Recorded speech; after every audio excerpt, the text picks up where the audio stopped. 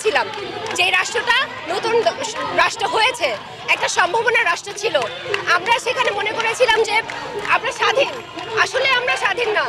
এখনকার যে সরকার তারা ব্যর্থ হয়েছে, যে স্বরাষ্ট্র সচিব আছেন জাহাঙ্গীর সে ব্যর্থ হয়েছেন, তার পদত্যাগ দাবি করছি। এবং যে শিশুটি খারাপ স্পর্শের শিকার হয়েছে তার যাতে সুষ্ঠু বিচার পায় সেই জন্য আমরা সবাই আজকে লাঠি আন্দোলন করছি। দেখেন, আপনাদের খুবই সৌভাগ্য যে যে ধর্ষক সে কোনো উচ্চবিত্ত মানুষ না, সাধারণ ক্লাসের, সেইখানেও আপনারা কিছু করতে পারছেন না। আর যারা আপার ক্লাসের, যারা আইনের মানুষ, তারা যখন একটা বেআইনি কাজ করে তাদেরকে আপনারা কিভাবে পাকড়াও করবেন? তাদেরকে তো পাকড়াও করতে আপনারা সক্ষম হবেন না। সো আপনাদের সৌভাগ্য যে আপনারা একটা দারিদ্র পরিবারে সেখানে ধর্ষণের শিকার হয়েছে, সেই শিশুটিকে আপনারা রক্ষা করতে কথা বলতে পারছেন। কিন্তু যখন